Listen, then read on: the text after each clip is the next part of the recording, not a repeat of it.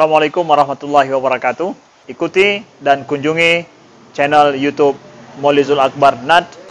Subscribe, like, share, komen.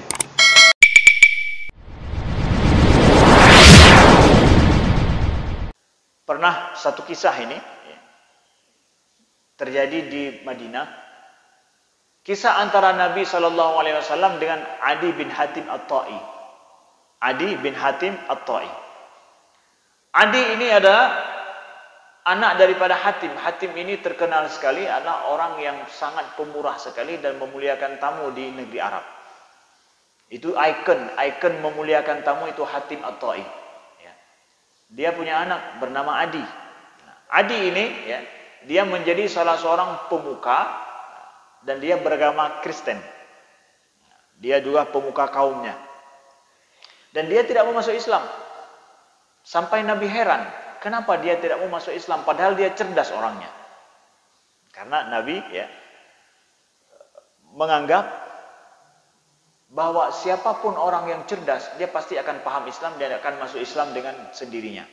Itulah pesan Nabi kepada Khalid bin Walid dulu misalkan. Sampai Nabi bilang bahwa, wahai Khalid, kamu kan cerdas, apa yang menyebabkan kamu terlambat masuk Islam? Seakan Nabi ingin menyatakan, yang cerdas-cerdas itu pasti cepat masuk Islam. Sedangkan yang blow-on itu aja yang terlambat. Hanya orang-orang cerdas itu paham Islam dan mengamalkan Islam dengan baik dalam hidup. Hatim At-Ta'i, ini Adi bin Hatim At-Ta'i, setelah melihat keberhasilan Nabi dalam berdakwah, akhirnya dia ingin mengunjungi Madinah, berjumpa dengan Nabi SAW. Ketika jumpa dengan Nabi di Madinah, lalu diajak oleh Nabi karena tahu ini adalah orang besar, ini orang terpandang di kaumnya, dan juga diharapkan oleh Nabi dia untuk masuk Islam. Lalu Nabi jamu Adi bin Hatim ini di rumah beliau, bawa ke rumah. Di rumah beliau ketika berjalan, ada seorang wanita tua yang menegur Nabi, ingin bicara masalah dia secara khusus. Akhirnya Nabi minta maaf pada Hatim, Nabi harus bicara sebentar dengan ibu ini. Adi bin Hatim berdiri menunggu Nabi sallallahu alaihi wasallam.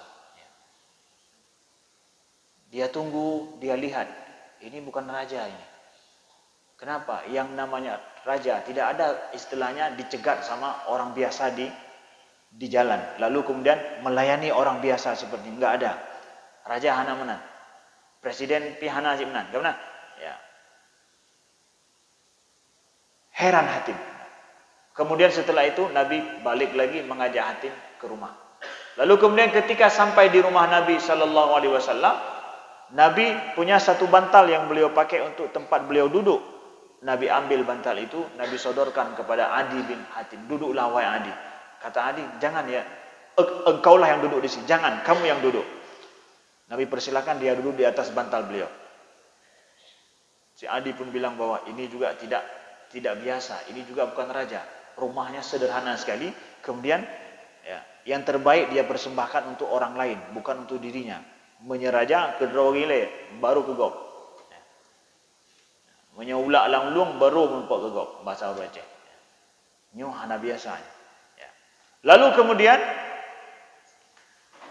Nabi tanya, wahai Adi, apa yang menyebabkan kamu tidak mau masuk Islam? Ini privat berdua dengan Nabi sallallahu alaihi wasallam. Apa yang menyebabkan kamu tidak mau masuk Islam? Apakah kamu pikir karena kondisi mencekam masih saat ini, musuh Islam sangat banyak, musuh kami sangat banyak, sedangkan kami adalah orang kecil, sehingga kamu tidak yakin dengan Islam ini? Kata Nabi. Atau mungkin kamu tidak mau masuk Islam karena engkau melihat adalah negara kami atau saat ini kami orang-orang miskin. Atau kondisi engkau melihat rasa tidak aman. Rasa tidak aman yang saat ini sedang kami jalani atau kami alami. 3 hal ini. rasa tidak aman, kemudian banyaknya musuh Islam, kemudian juga banyak orang-orang miskin. Kami banyak orang-orang miskin, orang-orang lemah bersama dengan kami. Apakah ini yang menyebabkan kamu tidak mau masuk Islam? Kata Nabi, wallahi ya Adi. Demi Allah wahai Adi, kata Nabi. Akan sampai masanya, engkau akan melihat seorang wanita, dia berangkat dari daerah Hira menuju ke Baitullah, naik seekor unta, tidak ada yang dia takuti kecuali hanya Allah Subhanahu wa taala. Hira itu daerah di Irak. Engkau akan lihat nanti seorang wanita akan berangkat dari Irak, di Hira, dari Irak menuju ke Baitullah di Mekah. Dia sendirian naik unta, tidak ada yang dia takuti hanya Allah. Pada saat itu penyamun perompak itu luar biasa banyak. Nggak ada istilahnya perjalanan sendirian, tidak ada. Tapi Nabi mengatakan, engkau akan lihat, bukan laki-laki ya, wanita, kata Nabi. Sendirian naik unta. Nggak ada yang dia takutkan, hanya Allah saja. Begitu amannya dan betapa Islam berarti sudah dari Hira. Hira artinya apa? Dari Irak. Irak pada saat itu masih dikuasai oleh Persia.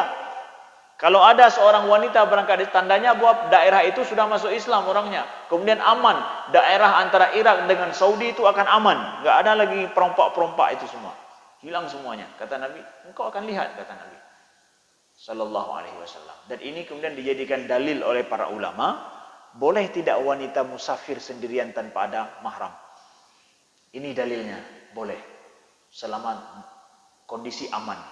Dan tidak ada yang dikhawatirkan apa-apa. Ini dalilnya. Perkataan Nabi terhadap Adi. Nah. Kemudian, apakah engkau melihat bahwa kondisi saat ini,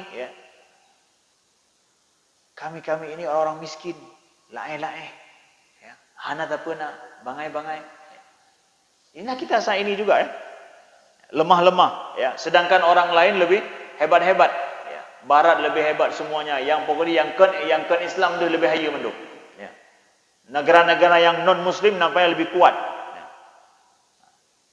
Kata Nabi Sallallahu Alaihi Wasallam, Kisra bin Hurmuz itu, kekayaan Kisra bin Hurmuz itu nanti akan terbuka, akan ditaklukkan, dan umat Islam akan menguasai semua harta yang paling berharga daripada kekayaan Kisra bin Hurmuz itu. Kamu akan lihat, kata Nabi Sallallahu Alaihi Wasallam. Lihat bagaimana Nabi memberikan harapan pasti. Pada saat kita merasa kita berada di titik yang sulit, harapan tidak boleh hilang. Masa depan. Kalau anak muda harapan dengan kondisi seperti ini kalian hilang dan gak jelas harapan ke depan, ya udah selesai, tamat riwayat kita. Dalam kondisi sulit begini hilang harapan, jangan sampai hilang amal harapan, jangan. Dan jelaslah harapan kalian di depan itu apa. Buat harapan pasti itu. Nabi menanamkan harapan seperti ini kepada Hatim, dan Nabi yakin dengan harapan beliau itu pada saat yang sulit. Kalau secara logisnya itu sulit sekali. Kemudian Nabi bilang lagi, wahai Hatim, akan sampai masanya orang nantinya membawa harta untuk mereka sedekahkan, tapi tidak ada yang mau menerimanya. Kamu akan lihat. Tandanya apa? Orang Islam kaya-kaya semua, nggak mau terima sedekah. Sedekah itu punya sedekah hamtu kamu. Sedekah tidak mau. Pada saat hari ini ramai-ramai minta sedekah. Mentalitas miskin. Tapi pada saat sedekah itu tidak mau diterima, mentalitasnya kaya. Sedekah itu punya orang miskin, punya orang fakir. Makanya Nabi tidak menerima sedekah. Yang Nabi terima apa? Hadiah. Hadiah itu boleh antara orang kaya dengan orang kaya. Orang miskin dengan orang kaya. Orang kaya boleh terima hadiah dari orang miskin, boleh. Tapi sedekah hanya dari orang kaya pada orang miskin. Yang menerima sedekah itu, itulah mentalitas miskin. Merupak jaket kalinya. Oh, alhamdulillah. Wateh hanai buhnan, apakah hanai buhnan lon le BLT. Bungeh lom Marah lagi. Kenapa saya nggak ditaruh di dalam nama-nama fakir itu supaya dapat ini? Hai don hana ibu, alhamdulillah buat dikaya. Ya. Ya. Gak ditaruh nama di situ, ngapain marah-marah? Senanglah. Alhamdulillah hana itu mengli dalam fakir wal miskin. Ya. Hana ibu li alhamdulillah. Ini enggak marah-marah, cari nama, cantumkan nama saya dalam penerima sedekah BLT fakir miskin itu. Mentalitas betul-betul mentalitas miskin. Nah, kemudian ceritanya adalah Adi bin Hatim ya, mengatakan bahwa ya, apa yang Nabi ceritakan pada dia ini betul-betul kemudian membekas pada Adi. Bahwa dilihat Nabi itu jujur ketika ngomongnya, yakin, meyakinkan sekali. Karena Adi orangnya adalah pembesar, pemuka, harus diberikan harapan banyak juga, harapan besar. Nah, dia masuk Islam. Masuk Islam dia, dan dia mengatakan bahwa ya, setelah Nabi meninggal, Nabi wafat, ya, masuk ke kekhalifahan Abu Bakar, masuk pada kekhalifahan Umar, ya, dia melihat bahwa demi Allah aku melihat ada 2 orang wanita, ya, setelah ditaklukkan Persia oleh Umar, ya, aku melihat ada wanita berangkat dari Hira menuju ke Ka'bah sendirian, bukan 1 orang wanita, bahkan 2 orang wanita pernah aku lihat, 2 kali pernah aku lihat. Sebagaimana sabda Nabi SAW. Itu daerah semua sudah steril, sudah masuk Islam, orang sudah masuk Islam, dan orang mengamalkan Islam, perompak-perompak itu sudah tidak ada lagi, dibasmi semuanya, sudah selesai. Betul-betul kemana-mana saja pergi ke luar negeri, mesingapi hanekap urun. Apalagi orang, aman, betul. Kata Adi, demi Allah aku melihat itu. Nah, ini juga jadi dalil bukti bahwa pada saat kondisi aman, bagi seorang wanita boleh musafir sendirian. Tak artinya boleh musafir tanpa ada mahramnya, tidak masalah, boleh. Ini dijadikan dalil oleh para ulama. Jadi jangan pikir bahwa semua para ulama mengatakan bahwa haram hukumnya keluar seorang wanita dari rumahnya tanpa ada mahram misalkan. Enggak, semua para ulama berpendapat demikian. Ada kondisi kondisionalnya. Pergi haji misalkan, ya, dalam kondisi pergi aman di tempat haji, kemudian ada banyak orang lain yang menjaga wanita ini, maka boleh pergi, tidak ada masalah. Itu para ulama menyatakan demikian adanya. Jadi jangan nampak bahwa keluar dari rumah saja sudah haram bagi seorang wanita hanya gara-gara tidak ini. Enggak semua ulama berpendapat demikian. Lalu kemudian Adi bilang lagi bahwa aku melihat bahwa ya ontaku lah ya termasuk onta yang pertama sekali masuk ke tempat harta kekayaan daripada Kisra bin Hurmuz pada saat ditaklukkan Persia. Adi ini termasuk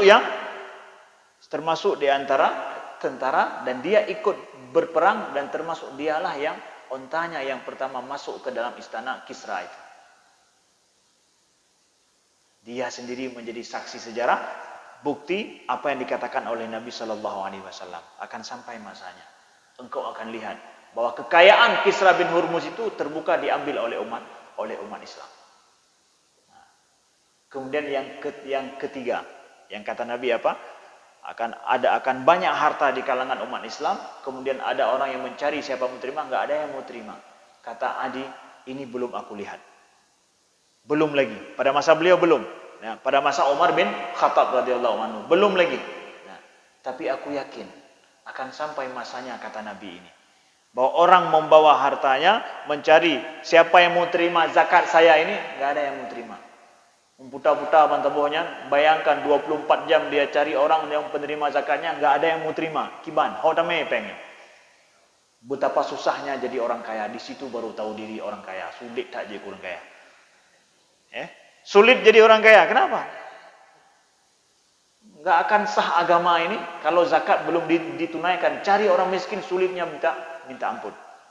Nah, di saat itulah saya tidak mau jadi orang kaya. Dia saatnya. Nah, kata Adi bin Hatim, aku yakin akan ada masanya nantinya. Dan itu ternyata betul dalam sejarah Islam. Terwujud kapan? Pada masa Umar bin Abdul Aziz. Pada masa Umar bin Abdul Aziz lah, ya, Orang menolak harta zakat, tidak mau terima mereka. Merasa diri mereka kaya, tidak berhak menerima itu.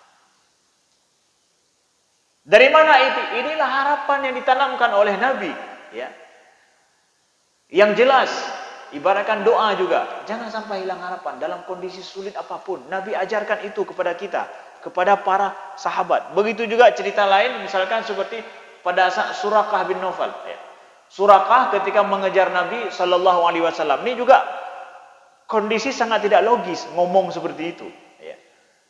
Memberikan harapan besar, tapi kondisi hamuke. Nya bahasa urang tanya Aceh pegah bawa apa nani pegah bau luar nanggro talo ki yang nekrut. Talo ki yang ngom.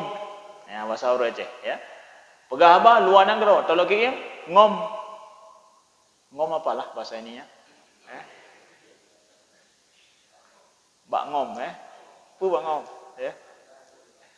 Yang dipakai sebagai untuk apa? Seperti enceng gondok itu, bapak punya enceng gondok itu ya.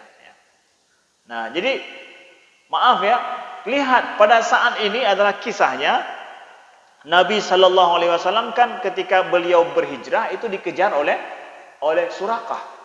Ya. Berhasil akhirnya orang Quraisy tidak mendapati Nabi di Gua Thur. Ya. Nabi turun berangkat dengan Abu Bakar. Ternyata lewat jalan yang tersembunyi itu juga diketahui oleh Surakah bin Naufal karena dia pada saat itu adalah dijanjikan oleh orang Quraisy untuk mendapatkan 100 onta kalau mendapatkan Nabi. Betul-betul bernafsu dia untuk membunuh Nabi Sallallahu Alaihi Wasallam.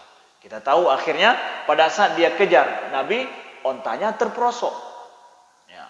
Beberapa kali terperosok ontanya sehingga Surakah bilang, "Alimtu annahu mamnu." Aku tahu.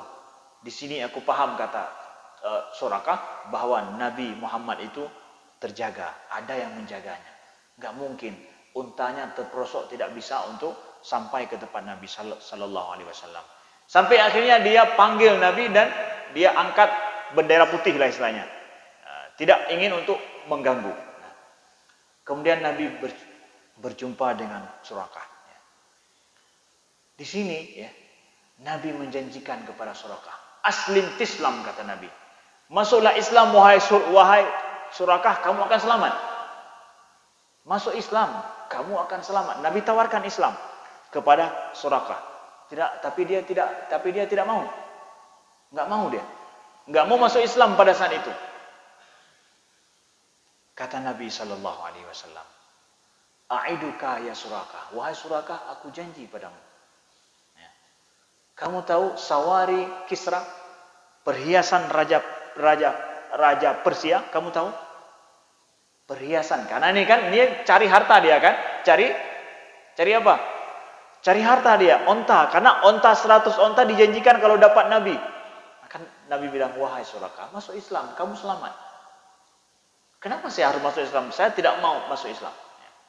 Kata Nabi, "Wahai Surakah, kamu lihat perhiasan Kisra."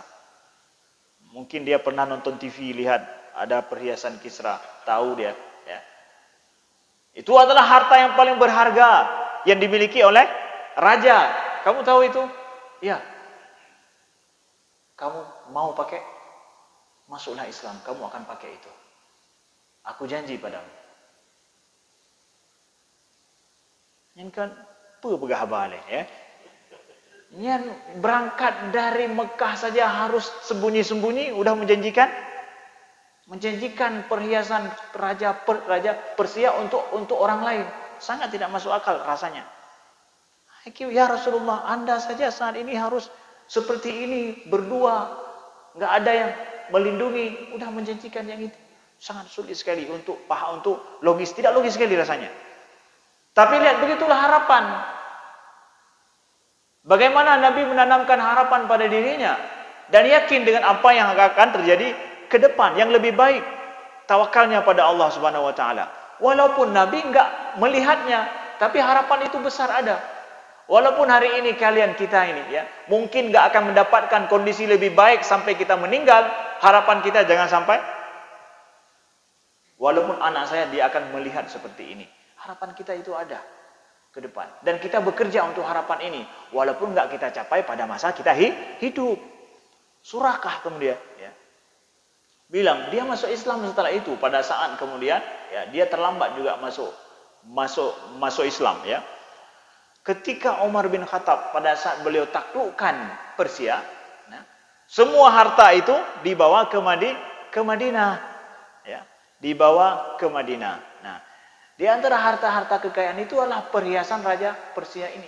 Nah, raja Kisra ini ya. Umar panggil, "Aina Suraka, aina Suraka, aina Suraka." Ketika beliau memegang perhiasan berharga itu, "Di mana engkau Suraka?" Umar menangis. Kekrik Umar, demong. "Wahai Suraka, inilah janji Rasulullah padamu. Ambil ini wahai Suraka." Janji Rasul hanya engkaulah yang berhak memakai. Ini janji Nabi. Aku tunaikan janji Nabi yang puluhan tahun beliau janji padamu. Nabi enggak melihat itu, tapi beliau berjanji.